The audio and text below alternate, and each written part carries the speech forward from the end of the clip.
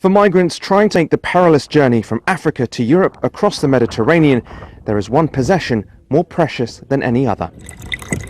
In the desert, as at sea, a bottle of water can mean the difference between life and death.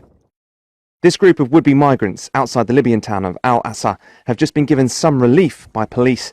Tafwal Omar has travelled while pregnant all the way from Sudan, thousands of kilometres away.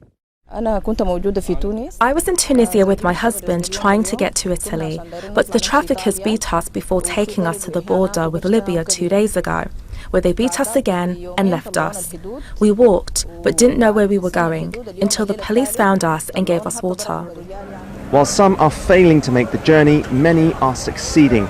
TRT World witnessed hundreds arriving on the Italian island of Lampedusa on Tuesday.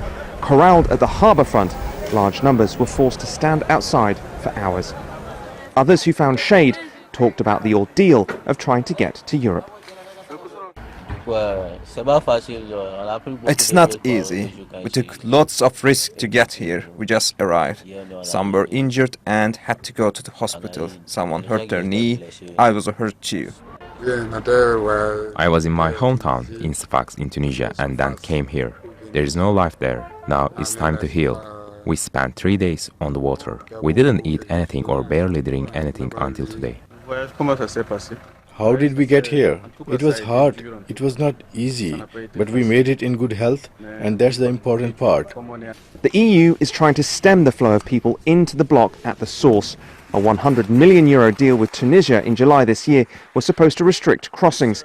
It's not yet had any effect, however, and the number of people sailing across the sea is rising.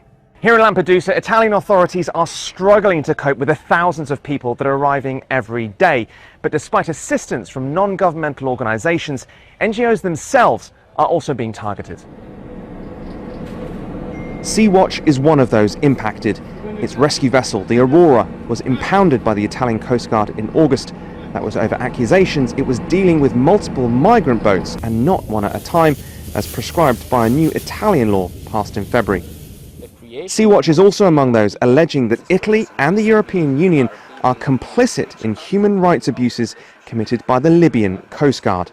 Every time we take off from Lampedusa with our aircraft, we reach the Libyan search and rescue area. What we are prepared to see is continuous illegal pushbacks operated by the so-called Libyan Coast Guard using patrol boats that were donated by Italy.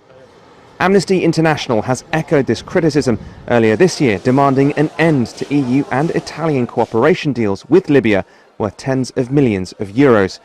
European countries might want to stop people trying to cross illegally, but for those willing to risk their lives, deterrence may prove to be impossible. Joel Flynn, TRT World, on the Italian island of Lampedusa.